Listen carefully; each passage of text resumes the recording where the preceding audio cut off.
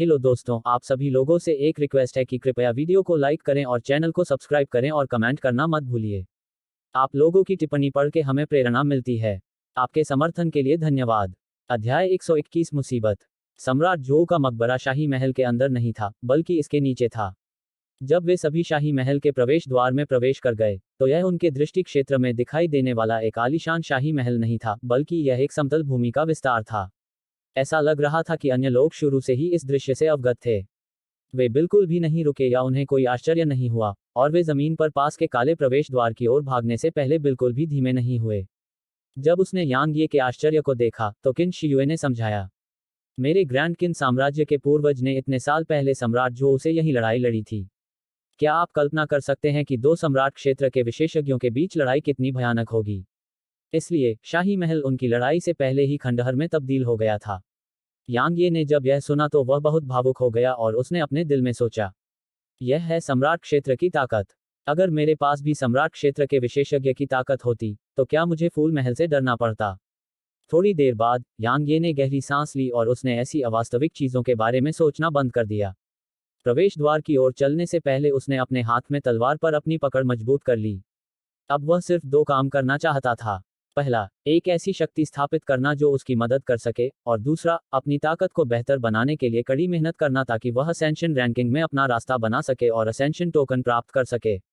इस समय उसे सम्राट जो के मकबरे के भीतर से कुछ लाभ प्राप्त करना था, और यह सबसे अच्छा होगा यदि वह कुछ उच्च श्रेणी के ऊर्जा पत्थर प्राप्त कर सके। बेशक, यह और भी बेहतर होगा यदि उसे फूल महल की सू शियाओ को मारने का अवसर मिले। ये वे दो लोग हैं जिन्होंने पहले हमारे फूल महल को अपमानित किया था। बहुत दूर नहीं, एक महिला जिसने महल बंद कर रखा था, यांग ये और किन जियू की पीठ को घूर रही थी क्योंकि उसने सू जियाओ से पूछा जो उसके बगल में खड़ी थी। वरिष्ठ बहन, यह वे थे, सू शियाओ ने सम्मानपूर्ण स्वर में कहा। महिला ने सू शियाओ की ओर देखा और कहा, शियाओ, आपकी ताकत और प्राकृतिक प्रतिभा बहुत अच्छी है। यदि आप अपना ध्यान साधना पर लगाने के लिए तैयार हैं, तो भविष्य में आपकी उपलब्धियां निश्चित रूप से खराब नहीं होंगी। इसके अलावा, भले ही हमारा फूल महल अपने शिष्यों को पारस्परिक साधना में शामिल होने से नहीं रोकता है, लेकिन आपको अपनी प्रतिष्ठा पर ध्यान देना होगा। इसके अलावा, यह मत सोचिए कि आप होशियार हैं। आप गोंग युआन का उपयोग कर रहे हैं, फिर भी आप यह महसूस करने में विफल हैं कि वह आपका भी उपयोग कर रहा है। सू शियाओ का शरीर कांप उठा और उसने जल्दी से कहा, शियाओ समझ गई। महिला ने सिर हिलाया और फिर उसने प्रवेश द्वार की ओर देखा और ठंडे स्वर में कहा, कोई बात नहीं, क्योंकि उन्होंने हमारे फूल महल को अपमानित करने की हिम्मत की है, तो उन्हें अपने किए की कीमत चुकानी होगी। भले ही वे ग्रैंड किन साम्राज्य के राजकुमार और राजकुमारियां हों। यह सुनकर सू शियाओ बहुत खुश हुई, क्योंकि उसकी यह बड़ी बहन बहुत क्रोधित थी, और अगर उसकी यह बड़ी बहन क्रोधित होती, तो यांग ये और किन शियाओं को निश्चित रूप से नुकसान उठाना पड़ता। महल के कपड़ों में महिला के सू शियाओ के साथ प्रवेश द्वार से गुजरने के बाद, पास में खड़े जुयान ने गोंग युआन से कहा जो उसके बगल में खड़ा था, भविष्य में उस सू शियाओ से अपनी दूरी बनाए रखना। उस महिला की साधना तकनीक एक पारस्परिक साधना तकनीक है। भले ही मुझे पता है कि आपके पास निश्चित रूप से इससे निपटने का एक तरीका है, लेकिन उसके संपर्क में न आना सबसे अच्छा है। फूल महल इतना सरल नहीं है। इसके अलावा, यह सबसे अच्छा है कि आप भविष्य में कुछ करते समय कम प्रोफाइल रखें। भले ही हमारा मूल स्कूल किसी से या किसी शक्ति से नहीं डरता है, लेकिन अहंकार से काम लेने और हर जगह दुश्मन बनाने की कोई जरूरत नहीं है। गोंग युआन का दिल कांप उठा। वह जानता था कि उसका यह वरिष्ठ भाई थोड़ा नाराज था क्योंकि उसने एक महिला की खातिर राजा क्षेत्र के एक विशेषज्ञ को नाराज कर दिया था। उसने तुरंत सिर झुकाया और कहा, गोंग युआन वरिष्ठ भाई के शब्दों को याद रखेगा। जुयान ने सिर हिलाया। अचानक वह पलटा और शाही महल के प्रवेश द्वार की ओर देखा। उसने कहा, डोंग बुशांग, जब तुम आ ही गए हो, तो खुद को क्यों नहीं दिखाते? क्या ऐसा हो सकता है कि तुम मुझ पर अचानक हमला करना चाहते हो? हा, जोरदार हंसी के साथ एक लंबा और मजबूत युवक अचानक प्रवेश द्वार पर दिखाई दिया। युवक की उम्र लगभग 20 साल से अधिक थी।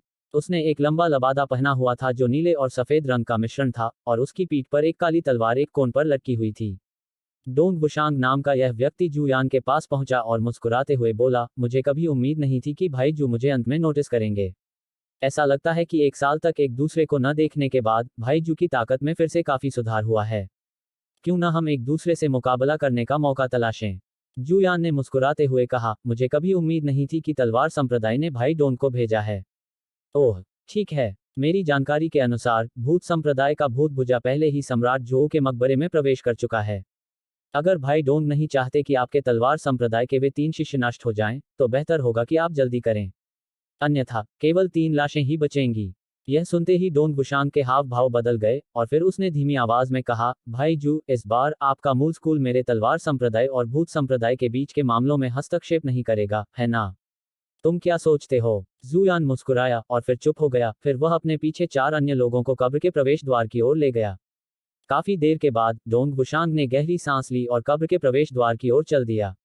Dot dot dot dot dot dot सम्राट झोऊ के मकबरे में प्रवेश करने के बाद यांग ये अपनी आंखों के सामने के दृश्य को देखकर दंग रह गया। उसके सामने अनगिनत रास्ते थे। ये सभी रास्ते उसकी दृष्टि के क्षेत्र के अंत तक चलते थे और वे कहाँ जाते थे यह अज्ञात था। सम्राट झोऊ के मकबरे में 6 मुख्य कक्ष और 12 उपकक्ष हैं। इन 6 मुख्य कक्षों में से केवल एक ही सम्राट झोऊ का असली मकबरा है, जबकि 12 उपकक्ष वे हैं जहां सम्राट झोऊ के 12 निजी स्वर्ण रक्षक विश्राम करते हैं।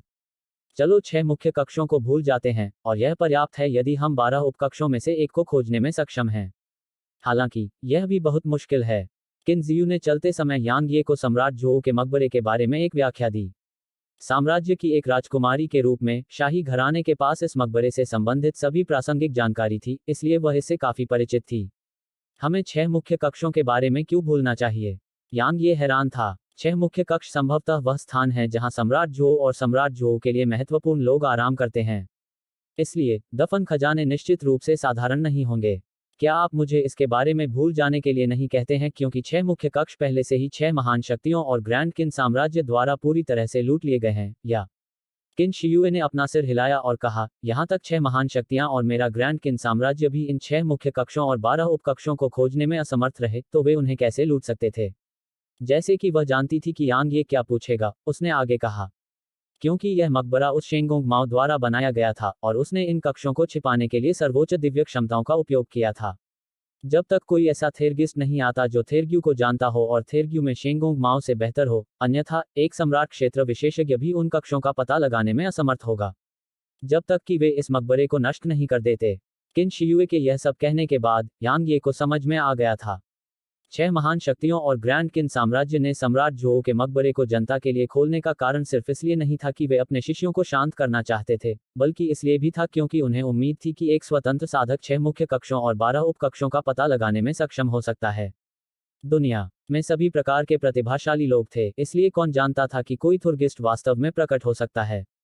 शायद 6 महान शक्तियां और ग्रैंड किन साम्राज्य बिल्कुल ऐसे ही विचार रखते थे, और अगर कोई भी कक्षों का पता नहीं लगा पाता तो भी यह ठीक था, क्योंकि वे किसी भी तरह से कुछ नहीं खोते थे। लगता है कि तुम समझ गए हो, किन शियुए ने कहा। शुरुआत में 6 महान शक्तियों और ग्रैंड किन साम्राज्य को वास्तव में उम्मीद थी कि एक स्वतंत्र साधक उन कक्षों को खोजने में सक्षम हो सकता है। हालांकि कुछ 100 साल बीतने के साथ उन्होंने इस तरह के विचारों को पूरी तरह से त्याग दिया और यहां तक कि इस जगह की रखवाली करने वाले सभी विशेषज्ञों को भी वापस बुला लिया। इसलिए अगर हम अब एक उपकक्ष खोजने में सक्षम हैं, तो हमें 6 महान शक्तियों और ग्रैंड किन साम्राज्य द्वारा लक्षित किए जाने के बारे में चिंता करने की जरूरत नहीं है। यांग ये ने यह सुनकर जोर से हंसा। यहाँ तक कि 6 महान शक्तियां और ग्रैंड किन साम्राज्य भी इसे पूरा करने में असमर्थ थे, फिर भी आप उम्मीद करते हैं कि हम इसे पूरा कर पाएंगे। ठीक इसी समय यांगे के कंधे पर बैठा बैंगनी मिंक अचानक उन दोनों के सामने आ गया और फिर उसने अपना छोटा पंजा खुद की ओर इशारा किया। क्या आप इसे ढूंढ पाए? यांग ये और किन शियुए ने एक साथ आश्चर्य से कहा। बैंगनी मिंक ने अपना छोटा सा सिर हिलाया और फिर उसने लगातार अपने छोटे पंजे हिलाए। थोड़ी देर बाद यांग ये ने बैंगनी मिंक को देखा और धीमी आवाज में कहा, आप कह रहे हैं कि कुछ आपको बुला रहा है? बैंगनी मिंक ने जल्दी से सिर हिलाया। यांग ये ने भौहें सिकोड़ी। अगर यह जमीन के ऊपर होता तो शायद वह बैंगनी मिंक को देखने के लिए ले जाता, लेकिन यह एक कब्र थी, तो क्या यहाँ कुछ भी अच्छा हो सकता है? उसने एक पल सोचा और फिर दूसरा सवाल पूछा, क्या वह चीज जो तुम्हें पुकार रही है कुछ अच्छी है या बुरी? बैंगनी मिंक ने पलकें झपकाईं और उसे समझ नहीं आया कि उसे अपना सिर हिलाना चाहिए या सिर हिलाना चाहिए। जाहिर है इस सवाल ने उसे भी उलझन में डाल दिया। किन शियुए ने यांग ये की ओर आंखें घुमाते हुए कहा, छोटे भाई, इसने तो वह चीज भी नहीं देखी जो इसे बुला रही है, तो यह कैसे तय कर सकता है कि वह चीज अच्छी है या बुरी? क्या तुम इसके लिए चीजें मुश्किल नहीं बना रहे हो? यांग ये शर्मिंदगी से मुस्कुराया और फिर उसने कहा, छोटे साथी, क्या तुम देखना चाहते हो? बैंगनी मिंक ने कुछ क्षण सोचा, फिर सिर हिला दिया। यांग ये अभी भी थोड़ा हिचकिचा रहा था क्योंकि वह सचमुच थोड़ा चिंतित था। ठीक इसी समय किन शियुए ने कहा, चलो जाकर देखते हैं। डार्क बीस्ट आमतौर पर खतरनाक चीजों को अस्वीकार करते हैं और उनसे घृणा करते हैं। चूंकि वह जाकर देखना चाहता है, तो इसका मतलब है कि जो चीज उसे बुला रही है, उसका उसके प्रति कोई बुरा इरादा नहीं है। जब उसने यह सुना, तो यांग ये ने झिझकना बंद कर दिया और तुरंत सिर हिला दिया। अचानक यांग ही की पुतलियां सिकुड़ गईं और वह तेजी से पीछे देखने के लिए मुड़ा। दो महिलाएं 30 मीटर से ज्यादा दूर से उसे बेरुखी से देख रही थीं, और उन महिलाओं में से एक सु शियाओ शियाओ थी। अध्याय 122 कितना दुस्साहसी। महल के कपड़ों में महिला ने यांग ये को देखने से पहले किन शियू को देखा और कहा, यह तुम ही हो जिसने मेरे फूल महल का अपमान किया है। यांग ये ने ठंडी हंसी हंसते हुए कहा, अपमानित? क्या ऐसा हो सकता है कि मैंने कुछ गलत कहा हो? ग्राहक और वेश्या वे लोग हैं जो केवल एक साथ बिस्तर पर जाते हैं, लेकिन भावनाओं की कोई बात नहीं करते। तो क्या सु शियाओ शियाओ और गोंग युआन के बीच का रिश्ता बिल्कुल ग्राहक और वेश्या जैसा नहीं है? चूंकि वह उस तरह से काम करने की हिम्मत करती है, तो क्या दूसरे इसके बारे में नहीं बोल सकते? सु शियाओ शियाओ इस हद तक क्रोधित हो गई कि उसका चेहरा लाल हो गया, और वह हमला करने ही वाली थी। हालांकि महल के कपड़ों में महिला ने उसे यांग ये को देखने से पहले ही रोक दिया और ठंडी आवाज में कहा, युवक, क्या तुम्हारे और मेरी छोटी बहन के बीच दुश्मनी है, या तुम्हारे और मेरे फूल महल के बीच दुश्मनी है? इस सवाल का गहरा मतलब था। अगर यांग ये ने कहा कि उसकी फ्लावर पैलेस से दुश्मनी है, तो यह एक गंभीर मामला होगा, क्योंकि तब यांग ये का उद्देश्य पहले से ही सु शियाओ शियाओ को अपमानित करना नहीं था, बल्कि फ्लावर पैलेस को अपमानित करना था। अगर यांग ये ने फ्लावर पैलेस को अपमानित किया, तो भले ही यांग ये किसी शक्ति की निजी शिष्या हो, फिर भी वह उसे मौके पर ही खत्म करने की हिम्मत करेगी, क्योंकि यह उसके संप्रदाय के सम्मान से जुड़ा था। इसके विपरीत, अगर यह उसके और सु शियाओ शियाओ के बीच केवल दुश्मनी थी, तो वह उसे ज्यादा से ज्यादा सबक सिखा सकती थी और जानलेवा वार नहीं कर सकती थी। बेशक, शर्त यह थी कि यांग ये की पहचान इस महिला को गंभीरता से लेने के लिए मजबूर कर सकती थी। किन शियुए की खूबसूरत भौहें थोड़ी सिकुड़ गईं, और वह कुछ कहने ही वाली थी कि यांग ये ने कहा, क्या यह महत्वपूर्ण है? चाहे वह सु शियाओ शियाओ या आपके फूल महल के साथ दुश्मनी हो, क्या आप अभी भी मेरे खिलाफ कोई कदम उठाने का इरादा नहीं रखते हैं? तो कृपया अपनी सांस बर्बाद न करें और सीधे हमला करें, ठीक है? जैसे ही उसने बोलना समाप्त किया, यांग ये के पूरे शरीर में गहन ऊर्जा उमड़ पड़ी, जबकि वह पहले से ही दो नेदर वुल्फ किंग्स और अर्थबेल स्वॉर्ड चेस्ट को बुलाने के लिए तैयार था। अगर महिला ने हमला किया, तो वह अपनी पूरी ताकत का इस्तेमाल करके उन्हें यहीं खत्म कर देगा। क्योंकि फ्लावर पैलेस ने उसकी मां को तकलीफ पहुंचाई थी, इसलिए उसे पहले कुछ रुचि लेने में कोई आपत्ति नहीं थी। महिला का चेहरा ठंडा हो गया। उसने किन शियाओं को देखा और कहा, वह आपकी निर्भरता है। अगर यह सिर्फ इतना है, तो आप पूरी तरह से गलत हैं। ज़ियाओ शियाओ, मैं उस राजा दायरे की महिला को व्यस्त रखूंगी, और मैं उसे तुम्हारे पास छोड़ दूंगी। उसे मत मारो, लेकिन उसे मौत के कगार पर छोड़ दो। जैसे ही उसने बोलना समाप्त किया, उसकी आकृति किन शियाओं की ओर चमक उठी। किन शियुए ने अपनी सांस बर्बाद नहीं की। उसकी कलाई हिली, इससे पहले कि कोड़ा उसकी हथेली में दिखाई दे, और फिर वह युद्ध में महिला का अभिवादन करने के लिए आगे बढ़ी। हालांकि वह नहीं जानती थी कि यांग ये लगातार फ्लावर पैलेस के खिलाफ क्यों जाता था, फिर भी उसने उसका समर्थन करने का फैसला किया। इसके अलावा और कोई कारण नहीं था, क्योंकि वे एक ही नाव पर थे, और उसे अपनी मां को बचाने में मदद करने के लिए यांग ये की जरूरत थी। सु शियाओ शियाओ ने यांग ही को देखा और उसकी आंखों में एक क्रूर भाव चमक उठा।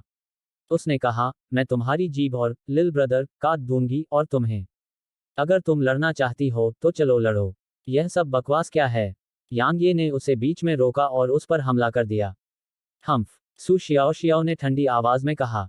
कलाई हिलाने से उसके हाथ में भी तलवार आ गई थी, और वह युद्ध में यांग ये का अभिवादन करने के लिए आगे बढ़ी। ठीक उसी समय जब वह सु शियाओ शियाओ से मात्र 6 मीटर की दूरी पर था, यांग ये की आंखें सिकुड़ गईं, और उसके शरीर के भीतर की गहन ऊर्जा गेर शूज में पागलों की तरह उमड़ पड़ी। उसके बाद उसने अचानक अपना दाहिना पैर जमीन पर पटका, और फिर उसने जमीन से आने वाले काउंटरफोज और गेल शूज से मिलने वाले बूस्ट पर भरोसा किया और अपने पीछे कई छवियां छोड़ दी, जैसे ही वह तुरंत सु शियाओ शियाओ से 3 मीटर दूर पहुंचा। सुई शियाओ शियाओ की अभिव्यक्ति तब हिंसक रूप से बदल गई थी जब यांग ये ने अचानक गति बढ़ा दी थी, और वह जानती थी कि उसने अपने प्रतिद्वंद्वी को कम आंका था। सौभाग्य से उसकी प्रतिक्रिया धीमी नहीं थी, और उसने अपनी तलवार को हल्के से घुमाया। गहन ऊर्जा से बनी 10 से अधिक तलवार की रोशनी यांग ये की ओर बढ़ी, और उसी समय उसका दाहिना पैर जमीन पर टैप किया, क्योंकि वह अपने और यांग ये के बीच की दूरी को कम करना चाहती थी। आंधी कदम। यांग ये ने तलवार की रोशनी की अनदेखी की और चुपचाप अपने दिल में आंधी कदम शब्द बोले। उसके बाद उसकी गति अचानक एक बार फिर बढ़ गई, और वह तुरंत सु शियाओ शियाओ के सामने पहुंच गया, जो पीछे हटने के लिए तैयार थी, और फिर उसने अपनी तलवार निकाली और सीधे सु शियाओ शियाओ की छाती पर वार कर दिया। सू शियाओ शियाओ की आंखों में आश्चर्य और भय झलक रहा था जब उसने देखा कि उसकी गति एक बार फिर अचानक बढ़ गई है, और फिर उसके दिल में एक विचार के साथ वह अपनी गहन ऊर्जा अवरोध का उपयोग करने वाली थी। हालांकि जिस क्षण उसने अपने दिल में यह विचार व्यक्त किया, उसे अचानक अपने सीने से दर्द महसूस हुआ। मुझे दर्द क्यों हो रहा है? उसकी तलवार अभी भी उसके हाथ में म्यान में है। उसने अभी भी अपनी तलवार नहीं निकाली है। कुछ ही देर में सू शियाओ शियाओ की चेतना धुंधली हो गई। चेतना के अंतिम क्षणों में उसकी आंखों ने अपनी छाती में छेद देखा, और जब उसने यह छेद देखा तो सू शियाओ शियाओ ने धीमी आवाज में कहा, कितना तेज। उसने बोलना पूरा भी नहीं किया था कि वह जमीन पर गिर पड़ी। सू शियाओ शियाओ से निपटने के बाद यांग ये ने उस महिला को देखने के लिए मुड़कर देखा जो किन शियू के साथ भयंकर लड़ाई में उलझी हुई थी, और उसने गेल स्टेप्स को निष्पादित करने और उसकी ओर बढ़ने में बिल्कुल भी संकोच नहीं किया। चूंकि वह उनमें से एक को मार चुका था, इसलिए बेहतर यही था कि दूसरे को भी मार दिया जाए। महल के कपड़ों में महिला जो किन शियुए के साथ युद्ध में थी, उसने देखा कि आभा की एक किरण अचानक उसके पीछे से आ रही थी, और उसका चेहरा बदल गया। उसका चेहरा 3 मीटर दूर एक तरफ चमक उठा, और जिस समय वह अभी अभी वहां से निकली थी, तलवार क्यूई की एक किरण आकाश को चीरती हुई वहां पहुंच गई थी। चूंकि महिला ने चकमा दिया था, इसलिए तलवार क्यूई की इस किरण ने अंत में मार्ग की दीवार पर एक निशान छोड़ दिया था। महिला ने पलट कर देखा और यांग ये को देखकर उसकी पुतलियां सिकुड़ गईं। उसके बाद उसने अपना सिर दूर की ओर घुमाया और देखा कि सू शियाओ शियाओ की लाश चुपचाप जमीन पर पड़ी थी। तुमने उसे मार डाला। महिला ने अपना सिर घुमाकर यांग ये को देखा, जबकि उसके शरीर से एक भयानक आभा बह रही थी। उसके बाद उसे कुछ सूझा और उसने यांग ये के हाथ में तलवार को देखा और कहा, तुम तलवार संप्रदाय के अनुयायी हो। तुम कितने दुस्साहसी हो। तुमने वास्तव में मेरे फूल महल के एक अनुयायी को मारने की हिम्मत की। जैसे ही उसने कहा, वह सीधे हमला करने वाली थी। फिर भी इस समय किनशियू यांग ही के पास पहुंची, जबकि उसकी महत्वपूर्ण ऊर्जा महल के कपड़े पहने महिला पर बंद हो गई, जिससे महिला का शरीर एक पल के लिए अकड़ गया, और उसने तुरंत हमला नहीं किया। दरअसल इस समय किनशियुए भी अपने दिल में सदमे में थी। उसने कभी उम्मीद नहीं की थी कि यांग ये वास्तव में सू शियाओ शियाओ को मार देगा, नहीं उसने कल्पना की थी कि वह वास्तव में उसे इतनी जल्दी मार देगा। क्या वह वास्तव में केवल नश्वर क्षेत्र में है? यांग ये ने महिला को कोई जवाब नहीं दिया, और वह उस महिला से निपटने के लिए 2 नेदर वुल्फ किंग्स को बुलाने ही वाला था जो उसके सामने खड़ी थी। अचानक यांग ये की पलकें झपकने लगीं। उसने पीछे मुड़कर दूरी पर स्थित गलियारे की ओर देखा, और उसने देखा कि ओरिजिन स्कूल के 5 सदस्य और तलवार संप्रदाय के 4 सदस्य उनकी ओर बढ़ रहे हैं। जब उसने उन्हें देखा तो यांग ये ने यहाँ महिला से निपटने के अपने विचार त्याग दिए। यदि मूल विद्यालय के सदस्यों ने महल के कपड़ों में महिला की सहायता की तो वह उसे मारने में सक्षम नहीं हो सकता, भले ही उसने 2 राजा रैंड डाकबीस्ट को बुलाया हो, जब तक कि वह बेलेफुल ब्लड के मोती का उपयोग न करे। हालांकि सू किंगशी भी उस मोती से बेहद डरता था, इसलिए जब तक उसके पास कोई और विकल्प न हो, वह इसे जल्दबाजी में इस्तेमाल नहीं करेगा। जब उन्होंने सू शियाओ शियाओ की लाश देखी तो मूल स्कूल और तलवार संप्रदाय के सदस्य दंग रह गए, और जब वे सदमे से उभरे तो सभी ने यांग ये और किन शियू की ओर देखा। डोंग वुशांग, तुम्हारा तलवार संप्रदाय वास्तव में साहसी है, और उसने वास्तव में मेरे फूल महल के एक शिष्य को मारने का साहस किया है। ऐसा लगता है कि तुम्हारा तलवार संप्रदाय मेरे फूल महल के साथ दुश्मनी करना चाहता है। अच्छा, वास्तव में बहुत अच्छा। महिला ने डोंग वुशांग को देखा और ठंडी आवाज में बोली। डोंग वुशांग स्तब्ध रह गया, और फिर उसकी आंखों में घबराहट दिखाई दी। डोंग वुशांग के बगल में खड़े वे ईरान ने अपने दिल में सदमे को दबा लिया और जल्दी से कहा, वरिष्ठ भाई डोंग, उस युवक का नाम यांग ये है, और वह हमारे तलवार संप्रदाय का बाहरी दरबार शिष्य है। वह, हाहा। वेई रैंग की बात पूरी भी नहीं हुई थी कि अचानक से हंसी की एक उदास आवाज गूंज उठी। उसके बाद काले लबादे में एक आदमी अचानक यहाँ प्रकट हुआ। काले लबादे में उस आदमी ने जमीन पर पड़ी सू शियाओ शियाओ की लाश पर नजर डाली, जबकि उसकी आंखों में लालच की एक झलक दिखाई दी, और यह सिर्फ एक पल के लिए ही वहां थी। गोस्टॉर्म, जब उसने इस व्यक्ति को देखा तो डोंग वुशांग की आंखें थोड़ी सिकुड़ गईं। उसकी आंखों में हत्या की मंशा की झलक दिखाई दी, लेकिन साथ ही उसके हत्या के इरादे के साथ डर की झलक भी थी। गोस्टम नामक व्यक्ति ने थोड़ी अनिच्छा के साथ सू शियाओ शियाओ की लाश से अपनी नजर हटाई, और फिर उसने महल के कपड़े पहने महिला की ओर देखा और कहा, झाओ हान्यू, तलवार संप्रदाय ने पहले ही आपके संप्रदाय के एक बाहरी दरबार के शिष्य को मार डाला है, तो आप अपनी सांस क्यों बर्बाद कर रहे हैं?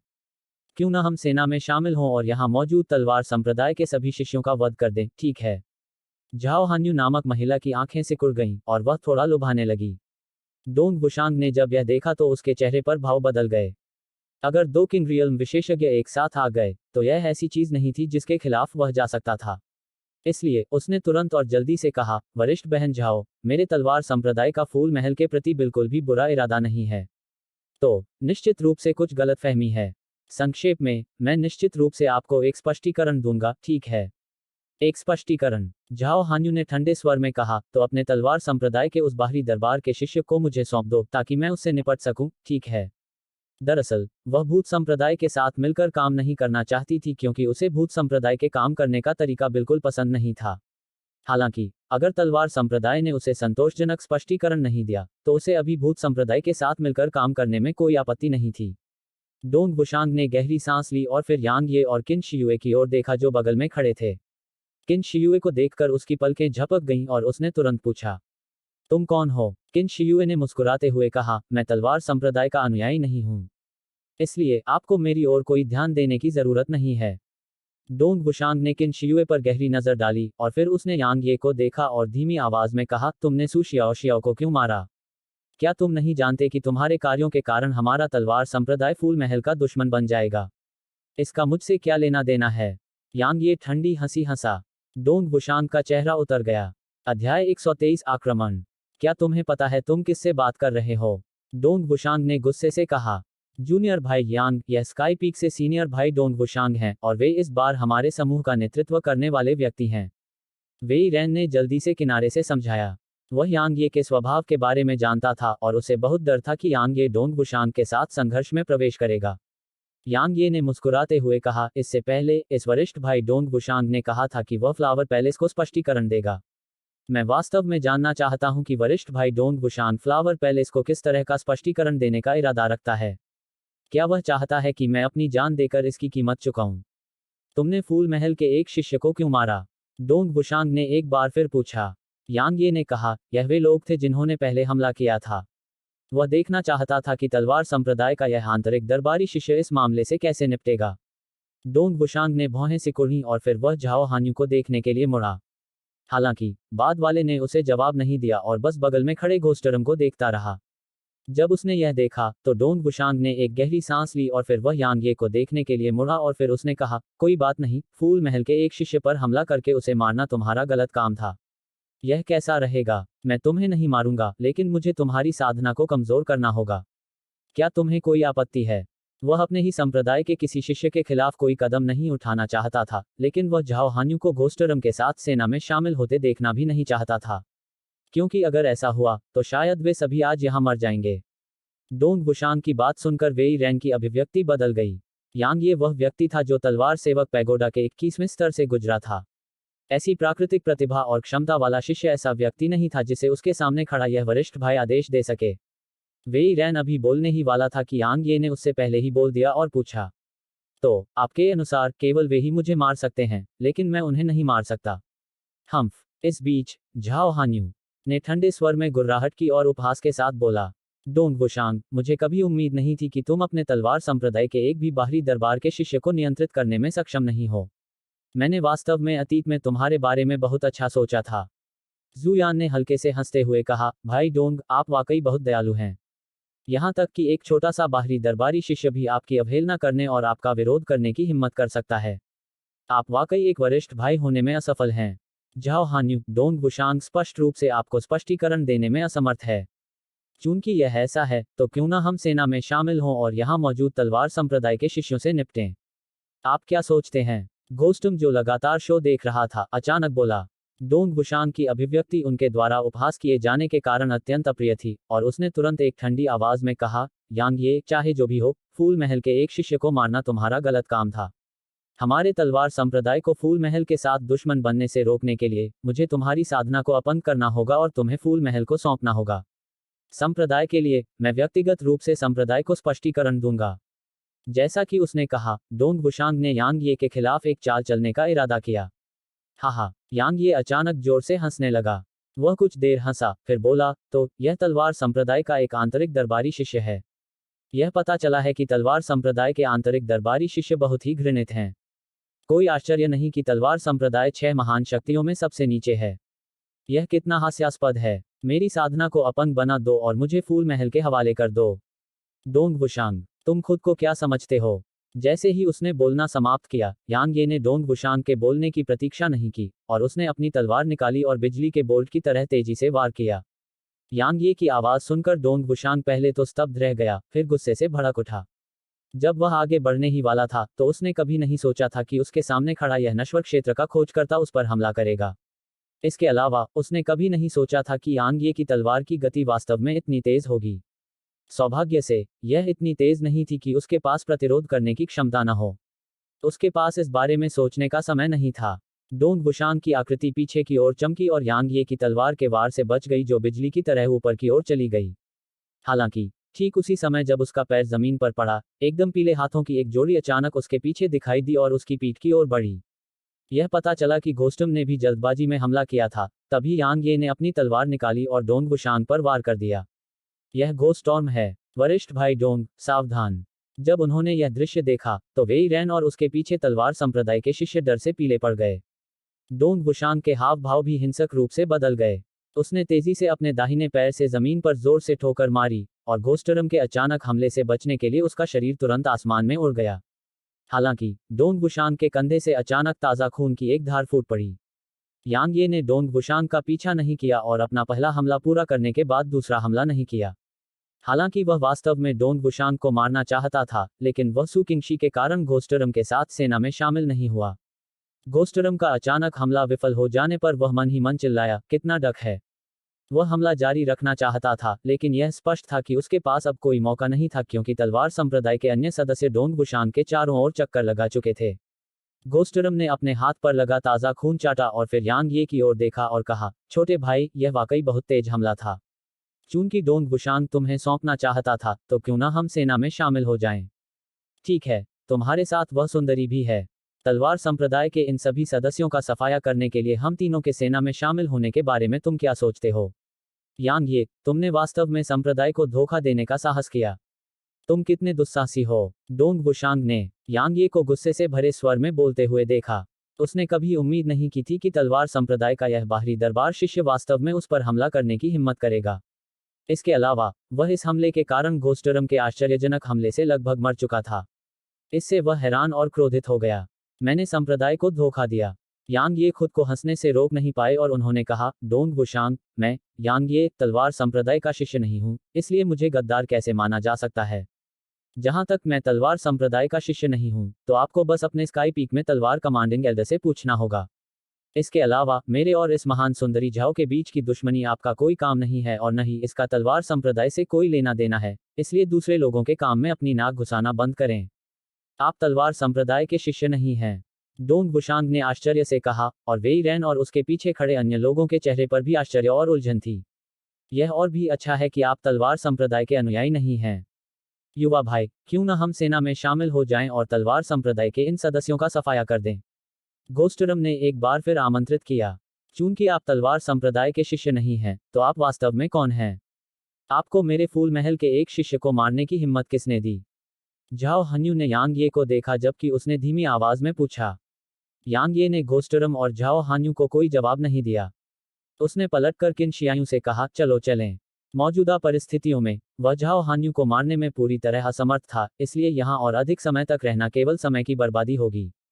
किसी भी मामले में जब तक झाओ हान्यू सम्राट झोउ के मकबरे को नहीं छोड़ता, तब तक उसके पास पर्याप्त अवसर थे। किन शियुए ने आज्ञाकारी ढंग से सिर हिलाया और फिर वह यांग ये के पीछे चली गई। जब उसने यांग ये और किन शियुए को जाते देखा, तो झाओ हान्युए की आंखों में एक ठंडी चमक चमक उठी। उसके मन में कई बार हमला करने की इच्छा हुई, लेकिन उसने अंत में इसे दबा दिया। उस महिला के साथ मौजूद होने के कारण उसे यांग ये नामक उस युवक की जान लेने में जरा भी भरोसा नहीं था। घोस्टरम ने एक पल के लिए हिचकिचाहट दिखाई, लेकिन अंत में वह आगे नहीं बढ़ा। हालांकि वह यांग ये के रवैये से बहुत नाखुश था, लेकिन उसे यांग ये की जान लेने में कोई भरोसा नहीं था, क्योंकि यांग ये के पक्ष में किंग रियल में एक महिला थी। सबसे महत्वपूर्ण बात यह है कि अगर वह आगे बढ़ता और हमला करता, तो वह खतरे में पड़ जाता अगर यांग ये की तरफ से महिला डोंग बुशांग के साथ सेना में शामिल हो जाती। जब उसने यहां तक सोचा, तो घोस्टम ने ठंडी हंसी हंसी और फिर अपना दाहिना हाथ आगे बढ़ाकर जमीन पर पड़ी सू शियाओ शियाओ की लाश को पकड़ लिया। उसके बाद उसकी आकृति चमकी और मौके पर ही गायब हो गई। चूंकि कोई भी इस लाश को नहीं चाहता, तो मैं, घोस्टम, यह उपहार स्वीकार करूंगा। चिंता मत करो, मैं उसके साथ अच्छा व्यवहार करूंगा। हा, घोस्टॉर्म। झाओ हान्युए ने उग्रता से दहाड़ लगाई और फिर उसका आकार घोस्टॉर्म के पीछे चमक उठा। मैं मूल रूप से एक शो देखने का इरादा रखता था। जू यान ने आह भरी और कहा, मैंने कभी नहीं सोचा था कि यह इस तरह से समाप्त होगा। भाई डोंग, अलविदा। जैसे ही उन्होंने बोलना समाप्त किया, वे यहाँ और अधिक नहीं रुके, तथा वे ओरिजिन स्कूल के अन्य सभी सदस्यों को साथ लेकर दूसरे मार्ग की ओर चले गए। उनके जाने के बाद डोंग बुशांग ने धीमी आवाज में पूछा, वेई रैन, क्या वह यांग ये मेरे तलवार संप्रदाय का शिष्य है या नहीं? वरिष्ठ भाई, वेई रैन ने कहा, बेशक वह है। वह मूल रूप से मेरे तलवार संप्रदाय का एक बाहरी दरबारी शिष्य था, लेकिन एल्डकियान ने उसे एक श्रमिक शिष्य बना दिया था क्योंकि वह उस समय गहन ऊर्जा को अवशोषित करने में असमर्थ था। हालांकि वह 1 साल बाद ठीक हो गया। इसके अलावा न केवल वह ठीक हो गया था, बल्कि वह तलवार सेवक शिवालय के 22वें स्तर पर भी चढ़ गया और मुरोंग याओ का रिकॉर्ड तोड़ दिया। 22वां स्तर। डोंग बुशांग चौंक गया। वेई रैन ने सिर हिलाया और कहा, बस इतना ही नहीं। उसने लियू किंगयू को भी तुरंत नष्ट कर दिया जो उस समय प्रथम स्वर्ग क्षेत्र के दूसरे रैंक पर था। डोंग बुशांग ने जब यह सुना तो उसकी पलकें झपकने लगी। यह एक सच्चा राक्षसी प्रतिभाशाली व्यक्ति है, और यह केवल समय की बात है कि ऐसा राक्षस मुझसे आगे निकल जाएगा। लेकिन मुझे समझ में नहीं आ रहा है कि उसने ऐसा क्यों कहा कि वह मेरे तलवार संप्रदाय का शिष्य नहीं है। वेई रैन हैरान था। थोड़ी देर बाद डोंग बुशांग ने अपना सिर हिलाया और कहा, चलो उस पर कोई ध्यान न दें। मैं संप्रदाय में लौटने के बाद बड़ों से इस मामले के बारे में पूछूंगा। यह ठीक है अगर वह यांग ये वास्तव में मेरे तलवार संप्रदाय का शिष्य नहीं है, लेकिन अगर वह है, तो संप्रदाय निश्चित रूप से उसे संप्रदाय के एक साथी शिष्य पर हमला करने, फूल महल के एक शिष्य को मारने और यह कहने के लिए दंडित करेगा कि वह तलवार संप्रदाय का शिष्य नहीं है। जैसे ही उसने बोलना समाप्त किया, डोंग बुशांग की आवाज में ठंडक के निशान थे। वेई रैन के होंठ हिल गए। वह यह कहना चाहता था कि यह फ्लावर पैलेस था जिसने पहले हमला किया था, लेकिन जब उसने डोंग बुशांग के गुस्से भरे भाव देखे, तो उसे पता चल गया कि उसका यह वरिष्ठ भाई डोंग यांग ये से नफरत करता है।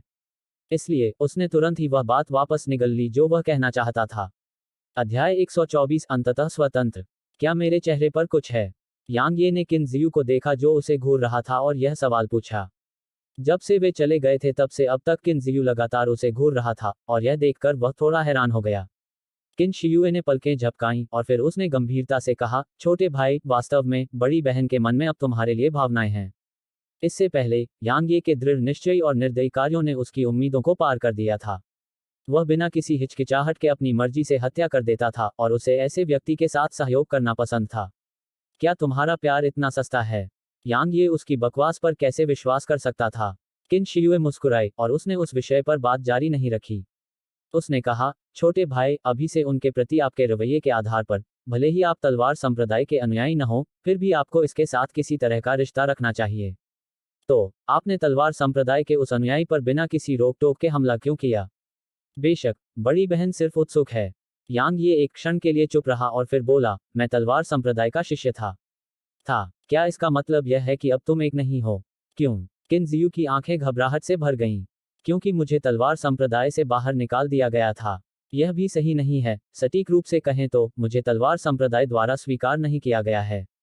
समझे? यांग ये ने उदासीनता से कहा। यह कैसे संभव हो सकता है? किन शियुए ने अपनी आंखें चौड़ी करके अविश्वास से कहा। आप तलवार की मंशा को समझ चुके हैं और आपकी दुर्जय शक्ति के साथ, तलवार संप्रदाय के हाथ आपको अपने साथ जोड़ने और आपकी अच्छी देखभाल करने में व्यस्त होंगे। वे आपको बाहर कैसे निकाल सकते हैं? यांग ये ने कहा, क्या मेरे पास आपको धोखा देने का कोई कारण है? किन शियुए ने अपना सिर हिलाया और कहा, ऐसा नहीं है कि बड़ी बहन तुम पर विश्वास नहीं करती। बड़ी बहन बस समझ नहीं पाती। क्योंकि मैंने फूल महल को अपमानित किया था। तलवार संप्रदाय फूल महल द्वारा उस पर डाले गए दबाव से मजबूर था और उसने मुझे फूल महल को सौंपने का फैसला किया, ठीक वैसे ही जैसे पहले हुआ था। समझे? यांग ये ने उदासीन स्वर में कहा। उसे तलवार संप्रदाय की बिल्कुल भी याद नहीं आई, और उसे वहां केवल एल्डकियान और सू किंगशी की परवाह थी। कोई आश्चर्य नहीं कि आपने फूल महल के सदस्यों के साथ ऐसा व्यवहार किया और कोई आश्चर्य नहीं कि आपने तलवार संप्रदाय के डोंग बुशांग पर हमला करने में कोई कसर नहीं छोड़ी। किन शियुए ने धीमी आवाज में कहा। अब उसे समझ में आया कि यांग ये ने हमला करते ही जानलेवा हमला क्यों किया। यह पता चला कि उसके और फूल महल और तलवार संप्रदाय दोनों के बीच दुश्मनी थी। साथ ही उसे समझ में आया कि यांग ये ने बिना किसी हिचकिचाहट के उसके पिछले निमंत्रण को क्यों अस्वीकार कर दिया। कृपया, यह वे ही थे जिन्होंने मुझे सबसे पहले नाराज किया, ठीक है? आप ऐसा दिखा रहे हैं जैसे मैंने जानबूझकर उन्हें निशाना बनाया। यांग ये थोड़ा नाराज था। किन शियुए ने हिलना बंद कर दिया और गंभीरता से कहा, छोटे भाई, बड़ी बहन को सच बताओ। क्या आप फूल महल से निपटने के लिए वह शक्ति स्थापित कर रहे हैं? हाँ। यांग ये ने इसे नहीं छिपाया। किन शियुए ने यह सुनकर गहरी सांस ली और उसके चेहरे पर कड़वाहट की एक झलक दिखाई दी। उसने कहा, छोटे भाई, क्या तुम जानते हो कि फूलों का महल कितना भयानक है? यह एक ऐसी महाशक्ति है जिसके पास सम्राट क्षेत्र के विशेषज्ञ हैं। इसके अलावा इसके भीतर अनगिनत एक साल क्षेत्र और आत्मा क्षेत्र के विशेषज्ञ भी हैं। फिर भी तुमने बड़ी बहन से ऐसी महाशक्ति के खिलाफ जाने के लिए एक शक्ति स्थापित करने के लिए कहा। तुम सच में बड़ी बहन के बारे में बहुत सोचते हो। तुम डर गए हो? यांग ये ने सपाट आवाज में पूछा। क्या ऐसा हो सकता है कि मुझे डरना नहीं चाहिए? किन शियुए ने अपनी आंखें घुमाए और कहा, छोटे भाई, बड़ी बहन को ठीक से पता नहीं है कि आपके और फूल महल के बीच क्या दुश्मनी है, लेकिन बड़ी बहन आपको बताना चाहती है कि आप जो तलवार की मंशा को समझ चुके हैं, उसका उल्लेख नहीं करना चाहिए, यहाँ तक कि पूरा तलवार संप्रदाय भी फूल महल से निपटने में असमर्थ होगा। आपके उस भतीजे की ताकत आपकी ताकत से अनगिनत गुना अधिक मजबूत है, लेकिन क्या आप उसके कारण अपनी माँ को बचाने का प्रयास छोड़ देंगे? यांग ये ने गंभीर स्वर में पूछा। बेशक मैं ऐसा नहीं करूंगा। लेकिन यांग ये ने किन शियुए को बीच में टोकते हुए कहा, इसमें कोई परंतु नहीं है। दुनिया में ऐसी कई चीजें हैं जहां अगर हम रोएं नहीं तो हमारे पास कोई मौका नहीं होगा, लेकिन अगर हम रोएं तो हमारे पास थोड़ा सा मौका होगा। ठीक वैसे ही जैसे तुम्हारे दादाजी ने पूरी दुनिया में अभियान नहीं चलाया होता तो क्या वे पूरे दक्षिणी क्षेत्र को एकीकृत कर पाते और तुम्हारा ग्रैंड किन साम्राज्य स्थापित कर पाते? क्या बड़ी बहन तुमसे पूछ सकती है कि तुम फूल महल के खिलाफ क्यों जाना चाहती हो? किन शियू ने धीमी आवाज में पूछा। यांग ये अभी बोलने ही वाला था कि रास्ते में आगे चल रहा बैंगनी मिंग अचानक रुक गया। उसने आसपास की तरफ देखा और फिर अंत में जमीन की तरफ देखने लगा। उसके बाद वह चमक कर जमीन पर उतर आया और फिर उसने यांग ये की तरफ देखते हुए जमीन की तरफ इशारा किया। ऐसा लग रहा था मानो वह कह रहा हो कि वह जिसे ढूंढ रहा था वह यहीं नीचे था। यांग ये ने अपने दाहिने पैर से जमीन पर जोर से ठोकर मारी, लेकिन जमीन सख्त थी और किसी गुप्त रास्ते जैसी नहीं थी। उसने तुरंत भौहें सिकुड़ी और पूछा, छोटे दोस्त, क्या तुम्हें यकीन है कि जो चीज तुम्हें बुला रही है वह यहीं नीचे है? बैंगनी मिंक ने सिर हिलाया। लेकिन यहाँ तो कुछ भी नहीं है, यांग ये ने कहा। बैंगनी मिंक ने पलकें झपकाईं और फिर अपने छोटे पंजों से जमीन की ओर इशारा किया। यांग ये ने सिर हिलाया। उसने अपनी तलवार खींची और उसे जमीन पर मारा, जिससे चिंगारियां आसपास की ओर उड़ने लगीं। यांग ये हैरान था क्योंकि उसकी तलवार का वार वास्तव में जमीन पर कोई निशान नहीं छोड़ पाया था। भले ही उसने अपनी ताकत का सिर्फ 30% इस्तेमाल किया था, लेकिन डार्क आयरन पर भी उसकी तलवार के वार का निशान रह गया होगा। क्या ऐसा हो सकता है कि यहाँ की जमीन डार्क आयरन से ज्यादा सख्त हो? ठीक उसी समय जब यांग ये एक और कोशिश करने वाला था, अचानक जमीन टेढ़ी होने लगी। यांग ये और किन शियुए चौंक गए और वे बस पीछे हटने ही वाले थे, लेकिन बहुत देर हो चुकी थी।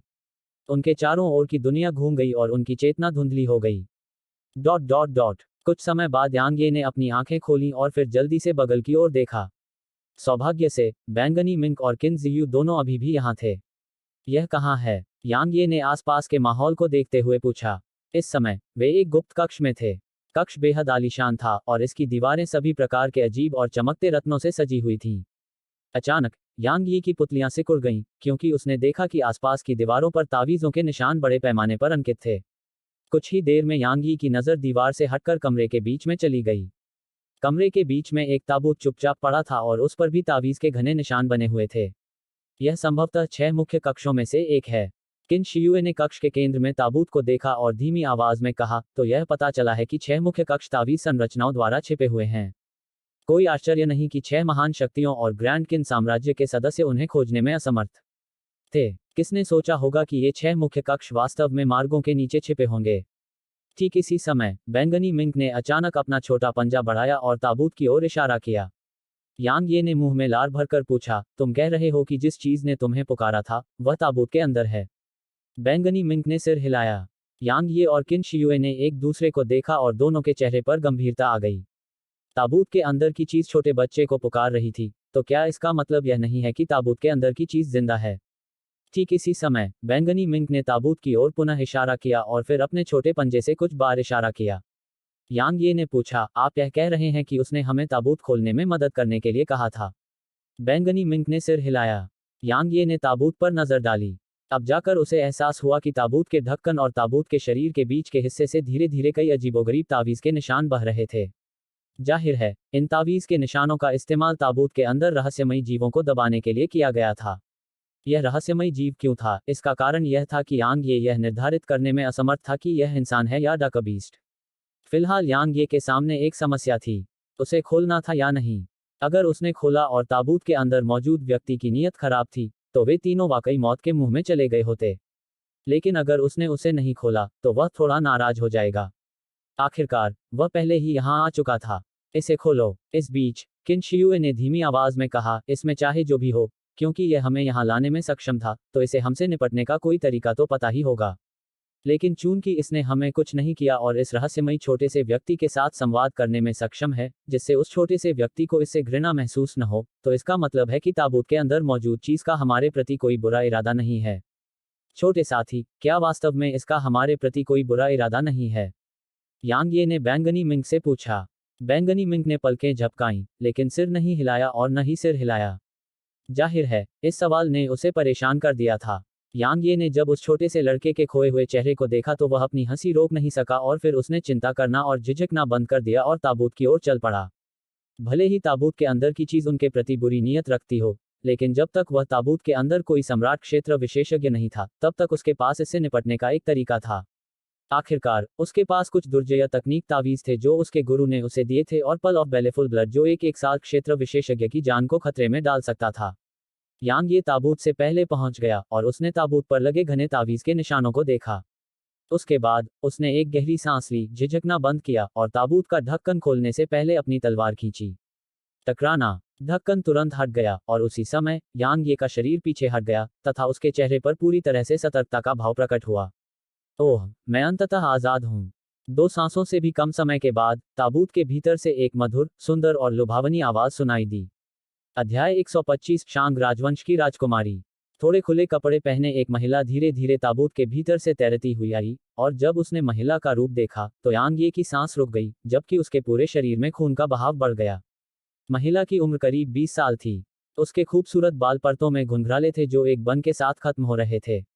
उसके गुलाबी गाल, बादामी आंखें, घुमावदार भौहें थीं, और उसकी विशेषताएं इतनी सुंदर थीं कि ऐसा नहीं लगता था कि नश्वर दुनिया की किसी महिला के पास ऐसी कोई चीज होनी चाहिए।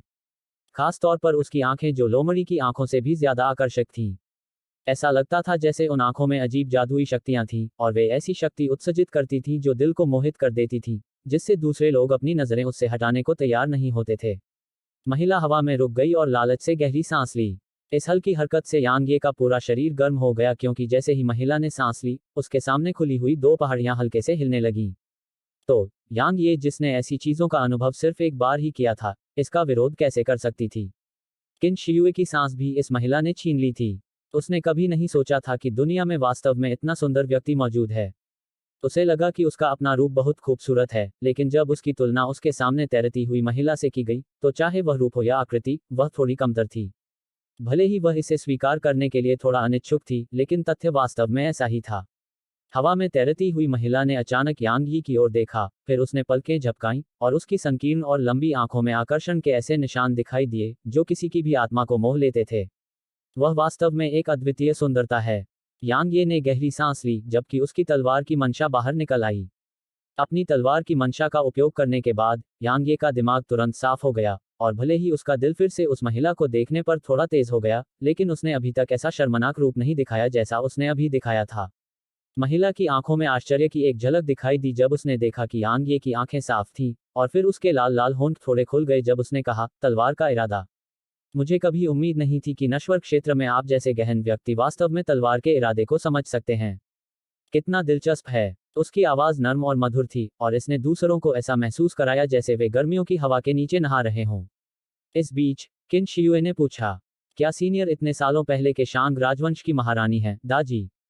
यांग ये चौंक गया। उसने दाजी के बारे में सुना था। किंवदंती के अनुसार, वह उन सभी वर्षों पहले दक्षिणी क्षेत्र की नंबर 1 सुंदरी थी, और वह एक ऐसी सुंदरता थी जिसने अनगिनत पुरुषों को उसके लिए पागल कर दिया था। माना जाता है कि शांग राजवंश का विनाश इस महिला से संबंधित था। इसलिए, अगर यह महिला वास्तव में दाजी थी, तो यह स्पष्ट था कि वह छोटे साथी के साथ संवाद करने में सक्षम क्यों थी। ऐसा इसलिए था क्योंकि वह एक डाकबीस थी। हालांकि, यांग यी हैरान थी। क्या वह इतने सालों पहले ग्रैंड किन साम्राज्य और विभिन्न संप्रदायों द्वारा नष्ट नहीं कर दी गई थी? शांग राजवंश की महारानी। महिला की आंखों में उलझन की एक झलक दिखाई दी। बहुत देर बाद, उसने एक मुस्कान प्रकट की। उसने किन शियाओं को जवाब नहीं दिया, बल्कि यांग ये के कंधे पर बैंगनी मिंक को देखा और कहा, छोटे साथी, तुम मिंक कबीले से हो?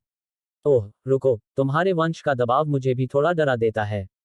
तुम हो। अचानक महिला ने अपनी आंखें चौड़ी की और ऐसा लगा जैसे उसने कुछ सोचा हो, जिससे उसकी आंखों में घना डर देने लगा।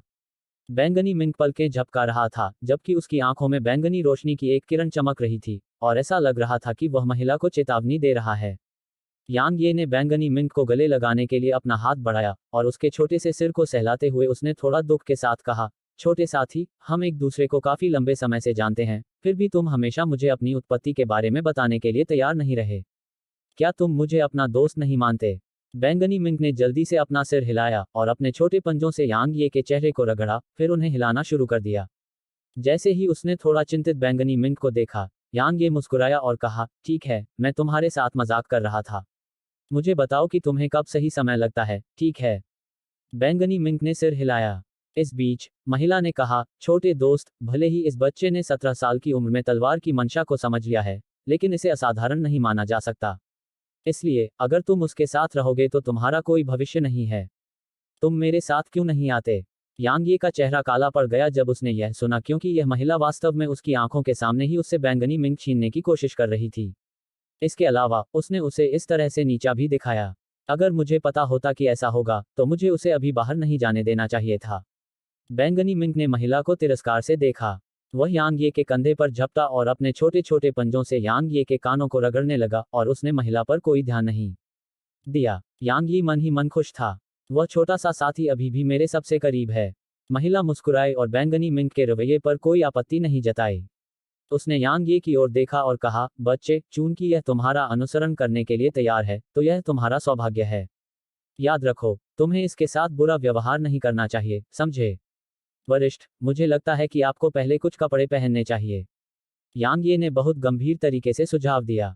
अगर उसने अपनी तलवार की मंशा का इस्तेमाल नहीं किया होता, तो वह शायद उस महिला से बात करते समय पूरी तरह से उस पर मोहित हो जाता। भले ही उसके पास खुद को बचाने के लिए तलवार की मंशा थी, लेकिन महिला की वर्तमान उपस्थिति ने उसे देखने से ही खून खौलने पर मजबूर कर दिया। महिला ने हंसते हुए कहा, मुझे भी कोई आपत्ति नहीं है, तो फिर तुम शिकायत क्यों कर रहे हो? मुझे मत बताओ कि तुम कुछ और नजरें नहीं डालना चाहते। यद्यपि उसने यह कहा, फिर भी महिला ने सहजता से इशारे किए और उस आकर्षक दृश्य को छिपाने के लिए अपने शरीर पर कुछ कपड़े लपेट लिए। किन शियू ने यांग ये की ओर तिरस्कार भरी नजर से देखा, क्योंकि उसने पहले भी यांग ये के बदसूरत रूप को स्पष्ट रूप से देखा था।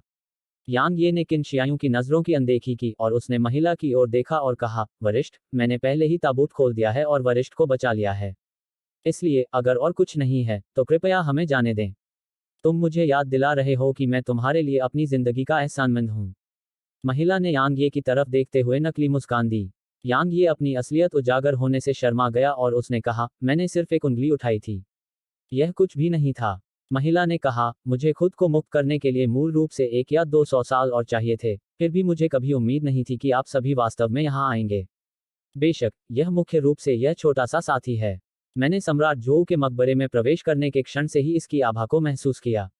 इसलिए मैंने इसके साथ संवाद करने के लिए अपने 9 पूंछ वाले फॉक्स कबीले की एक गुप्त तकनीक का उपयोग किया। मुझे मूल रूप से उम्मीद नहीं थी कि आप सभी वास्तव में यहाँ आएंगे, लेकिन आप सभी वास्तव में आए। इसके अलावा आपने ताबूत खोला और मुझे पहले ही जाने की अनुमति दी। इस तरह के कार्यों को मेरे प्रति महान दयालुता माना जा सकता है। यांग ये अपने दिल में बहुत खुश था। वह जानता था कि उसके सामने यह महिला अभी भी एक अच्छी इंसान मानी जा सकती है, जो दूसरों की दयालुता की सराहना करना और उसका बदला चुकाना जानती है। दूसरी ओर किन शियायूं हैरान थी और अनजाने में चिल्ला उठी, 9 पूंछ वाली लोमड़ी कबीले, तुम दाजी हो। वह मेरी माँ है, महिला ने स्पष्ट रूप से कहा। शांग राजवंश की राजकुमारी। यांग ये और किन शियू दोनों हैरान थे, क्योंकि उनके सामने खड़ी यह महिला वास्तव में शांग राजवंश की राजकुमारी थी।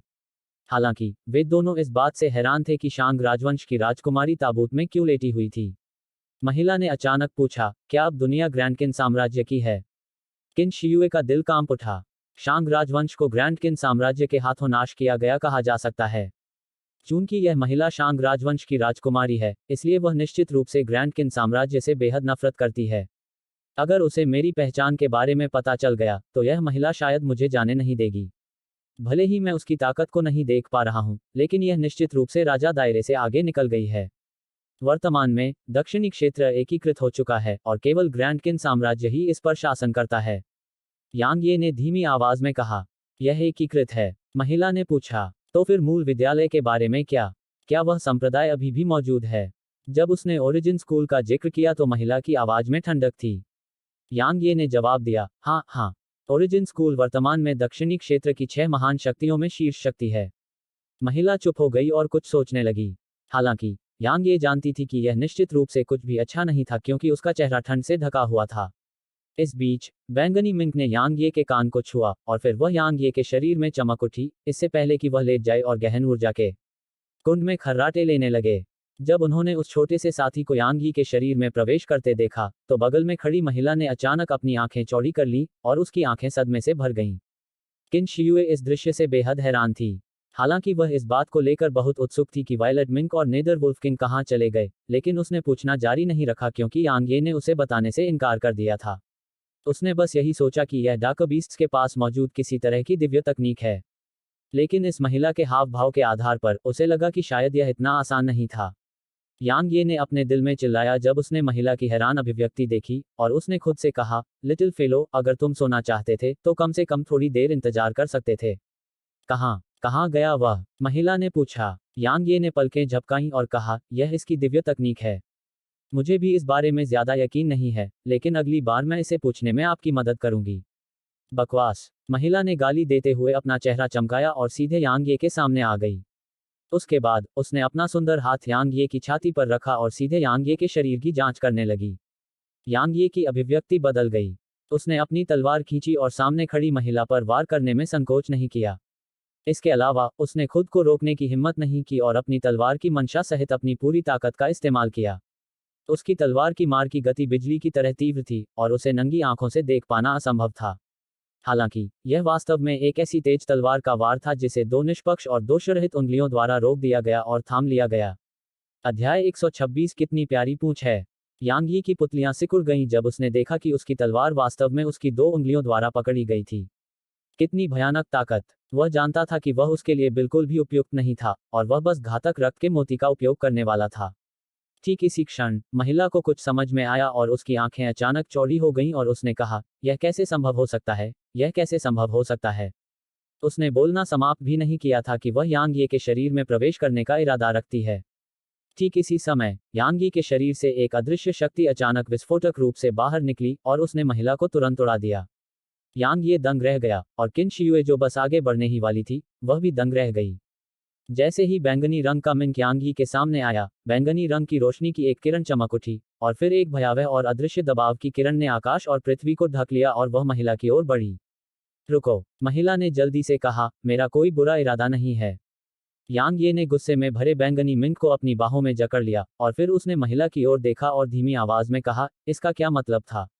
हालांकि महिला ने उसके खिलाफ कदम उठाया था, लेकिन उसका इरादा उसे मारने का नहीं था। जाहिर है, महिला का उसके प्रति कोई बुरा इरादा नहीं था। महिला ने हल्के डर से यांग यी के पेट की ओर देखा और फिर बोली, यह मेरी गलती थी। मैं माफी मांगती हूँ। जब उसने महिला की आंखों में भावना देखी तो यांग ये का दिल कांप उठा और उसने धीमी आवाज में कहा, तुमने इसे देखा? महिला ने सिर हिलाया और उसकी आंखों में उत्साह की चमक थी। उसने कहा, आखिरकार मुझे समझ में आ गया कि यह तुम्हारे साथ क्यों रहना चाहता है। तो यह पता चला कि तुम्हारे पास स्वर्ग और पृथ्वी का ऐसा रहस्यमय खजाना है। आपने इसे पहले ही जब्त करने का इरादा कर लिया था। यांग ये की आंखें बोलते समय सिकुड़ गईं। इसे जब्त करो। महिला ने अपना सिर हिलाया और कहा, इसने पहले ही तुम्हें अपना स्वामी बना लिया है। इससे पहले मुझे इसलिए उड़ा दिया गया था क्योंकि मुझे तुम्हारी स्वीकृति नहीं मिली थी। यांग ये ने यह सुनकर अपने दिल में राहत की सांस ली। हालांकि उसे नहीं पता था कि वह छोटा भंवर क्या था, लेकिन महिला की बातों से उसे पता चला कि छोटा भंवर शायद सिर्फ उसे और उसके द्वारा स्वीकार किए जाने वाले लोगों को ही स्वीकार करता था। इसलिए उसकी अनुमति के बिना दूसरों के लिए उसमें प्रवेश करना पूरी तरह से असंभव था। यांग ये ने पूछा, क्या तुम्हें पता है कि यह क्या है? महिला ने अपना सिर हिलाया और कहा, भले ही मुझे ठीक से पता नहीं है कि यह क्या है, लेकिन मुझे लगता है कि पौराणिक कथाओं का एक दिव्य खजाना भी इससे ज्यादा बड़ा नहीं होगा। क्या आप भी नहीं जानते कि यह क्या है? जब उसने यांग यी और उस महिला को पहेलियों में बात करते हुए सुना, तो किन जियुए ने खुद को रोक नहीं पाया और पूछा, आखिर तुम दोनों किस बारे में बात कर रहे हो? महिला को थोड़ा आश्चर्य हुआ, लेकिन वह जल्दी ही समझ गई। जाहिर है, भले ही यह आदमी और औरत साथ थे, लेकिन वे निश्चित रूप से सच्चे दावसाथी नहीं थे। जब उसने यहाँ तक सोचा, तो उसने तुरंत मुस्कुराते हुए कहा, जब तुम उसके साथ दावसाथी बनोगी और वह तुम्हारे लिए अपना दिल खोलने को तैयार होगा, तब तुम्हें पता चलेगा कि हम किस बारे में बात कर रहे हैं। दाव साथी बने। किन जियुए बेहद हैरान थी। महिला ने एक आकर्षक मुस्कान प्रकट की और कहा, बेशक। एक बार जब आप उसके साथ दाव साथी बन जाते हैं और अंततः एक जोड़े के रूप में उसके साथ एकजुट हो जाते हैं, तो आपको जवाब पता चल जाएगा। यांग ये इस महिला को बकवास जारी रखने की अनुमति नहीं देना चाहता था, इसलिए उसने कहा, वरिष्ठ, चूंकि हमने आपको पहले ही बचा लिया है, तो कृपया हमें यहाँ से बाहर भेज दें। ठीक है। अगर यह संभव था, तो वह इस महिला को अभी मार डालना चाहता था ताकि वह चुप रह सके। वह वास्तव में नहीं चाहता था कि किसी को भी उस छोटे भंवर के बारे में पता चले, लेकिन ऐसा नहीं किया जा सकता था। इस महिला की ताकत बहुत भयानक थी, और यह ऐसी चीज नहीं थी जिसके खिलाफ वह जा सकता था। महिला ने मुस्कुराकर अपना सुंदर हाथ हिलाया। उसकी आंखों के सामने का दृश्य बदल गया। कुछ ही पलों में केवल यांग ये और वह महिला ही बची थी। किन शियाओं के लिए वह गायब हो गई थी। इसका क्या मतलब है? यांग ये ने धीमी आवाज में कहा, और उसने अपने हाथ में तलवार पर अपनी पकड़ मजबूत कर ली। महिला ने एक आकर्षक मुस्कान दिखाते हुए कहा, चिंता मत करो, तुम्हारा वह छोटा प्रेमी सुरक्षित है। अब हम दोनों ही यहाँ रह गए हैं। मैं तुम्हारे साथ एक सौदा करना चाहती हूँ, ठीक है? क्या सौदा? यांग ये ने भौहें सिकोड़ी। अगर यह संभव होता, तो वह इस महिला की तलाश में बिल्कुल नहीं आता। यह महिला कम से कम आत्मा के दायरे में थी और उसके पास सभी प्रकार की अजीबोगरीब क्षमताएं थीं। इसलिए वह उसके खिलाफ नहीं जा सकता था, भले ही उसने पल ऑफ बेलेफुल ब्लड का इस्तेमाल किया हो। महिला के मुंह के कोनों ने थोड़ा ऊपर उठकर एक अत्यंत आकर्षक मुस्कान बनाई, और उसकी आंखों में एक अजीब सी चमक दिखाई दी जब उसने कोमल स्वर में कहा, मैं उस छोटे से साथी की तरह आपके शरीर में रहना चाहती हूँ, ठीक है? महिला की आवाज में ऐसा लग रहा था जैसे उसमें कोई जादू हो जिससे यांगे की आंखें धुंधली हो गई हों। वह सिर हिलाने ही वाला था कि अचानक एक बैंगनी रोशनी यांगे के शरीर को घेर लेती है, और उसकी आंखों में तुरंत स्पष्टता आ जाती है। जब उसे पहले वाला दृश्य याद आता है, तो यांगे के हाव भाव एकदम बदल जाते हैं, क्योंकि इस महिला ने फिर से उस तरह की अजीब जादुई तकनीक का इस्तेमाल किया था। इसलिए उसने बिना किसी हिचकिचाहट के तुरंत अपनी तलवार की मंशा का इस्तेमाल किया। आप इसे मेरे साथ सौदा करना कहते हैं? यांगे ने ठंडी आवाज में कहा। उसने कभी उम्मीद नहीं की थी कि वह इस बार वास्तव में एक कृतघ्न कमीने को बचा लेगा। हालांकि यह ठीक भी था, क्योंकि इस बार उसने जो सबक सीखा था, उसके साथ वह लापरवाही से काम नहीं करेगा और ऐसा कुछ नहीं करेगा जिस पर उसे भरोसा न हो, या ऐसा कुछ न करे जो उसके लिए अज्ञात हो। इरादा वास्तव में भ्रम तकनीकों का प्रतिकार है। जब उसने देखा कि उसकी तकनीक उसके सामने खड़े इस आदमी के खिलाफ बेकार थी, तो महिला ने हल्की आह भरी, और फिर उसने एक गंभीर भाव से कहा, मैं ईमानदारी से तुम्हारे साथ एक सौदा करना चाहती हूँ, और मैं तुम्हारे उस रहस्यमय छोटे भंवर में प्रवेश करना चाहती हूँ, ठीक उसी तरह जैसे वह छोटा सा आदमी। मुआवजे के तौर पर मैं तुम्हें अपने शाही पिता की असली कब्र पर ले जाऊंगी। ठीक है? मेरे शाही पिता द्वारा विकसित की गई युद्ध तकनीकें और साधना तकनीकें वहां हैं। तुम क्या सोचती हो? यांग ये ने बिना कुछ सोचे समझे कहा, मैं मना करता हूं। उसके सामने खड़ी महिला स्पष्ट रूप से एक अच्छी इंसान नहीं थी, तो क्या उसे उस छोटे से भंवर में जाने देना उसके घर में भेड़िए को आमंत्रित करने के बराबर नहीं होगा? महिला थोड़ी हैरान हुई और उसने पूछा, क्यों? क्योंकि उस चीज ने तुम्हें दूर भगाया। यांग ये ने धीमी आवाज में कहा, जब उस दिन वह छोटा सा साथी मेरे छोटे से भंवर में घुसा, तो उस छोटे से भंवर ने उसे बिल्कुल भी दूर नहीं धकेला। हालांकि जब तुमने इस बार उसमें घुसने की कोशिश की, तो उसने तुम्हें दूर धकेल दिया। जहां तक इस बात का सवाल है कि उसने तुम्हें क्यों दूर भगाया, मुझे इसका जवाब नहीं पता, लेकिन मुझे पता है कि वह निश्चित रूप से नहीं चाहता कि तुम उसमें घुसो। या शायद तुम मेरे लिए एक खतरा हो, इसलिए उसने ऐसा व्यवहार किया। महिला दंग रह गई, और फिर वह हंसने लगी, और उसकी छाती पर मौजूद पहाड़ियां उसकी हंसी के साथ हिलने लगी, जिससे यांगी की पलकें फड़कने लगीं और वह अपने दिल में कोसने लगा, कैसी चुड़ैल है। थोड़ी देर हंसने के बाद महिला ने कहा, इस छोटे से जीव को इसलिए नहीं भगाया गया क्योंकि यह एक शुभ जानवर है और इसे स्वर्ग और पृथ्वी दोनों ही प्यार करते हैं। इसलिए आपके उस छोटे से भंवर द्वारा इसे स्वीकार किया जाना सामान्य बात है। जहां तक मेरे भगाए जाने का सवाल है, तो ऐसा इसलिए नहीं था क्योंकि मेरे मन में आपके प्रति कोई दुर्भावना थी, बल्कि इसलिए था क्योंकि मैं पहले से ही बहुत चिंतित थी और इसे जब्त करने का इरादा जगा लिया था। दिव्य खजानों में अपनी बुद्धि होती है और इसने इसे महसूस किया, इसलिए इसने मुझे दूर भगाया। अब मुझे पता है कि इसने पहले ही आपको अपना स्वामी बना लिया है, इसलिए मैं स्वाभाविक रूप से इसे प्राप्त करने की कोशिश नहीं करूंगी। आप बहुत स्पष्टवादी हैं, यांग ये ने उपहास के साथ कहा। महिला ने इस पर कोई आपत्ति नहीं जताई और मुस्कुराते हुए कहा, आप क्या सोचते हैं? अगर आप मुझे छोटे कॉटेक्स में रहने की अनुमति देने के लिए तैयार हैं, तो मैं आपको मुख्य कक्ष में ले जाऊंगी। इसके अलावा अगर भविष्य में आपको जानलेवा खतरा होता है तो मैं आपकी मदद कर सकती हूँ। बेशक यह एक साथ दायरे से नीचे के विरोधियों तक ही सीमित है। यांग ये ने जब यह सुना तो वह थोड़ा लालच में आ गया। उसे मुख्य कक्ष की ज्यादा परवाह नहीं थी, बल्कि उसे इस बात की परवाह थी कि महिला ने आखिर में क्या कहा।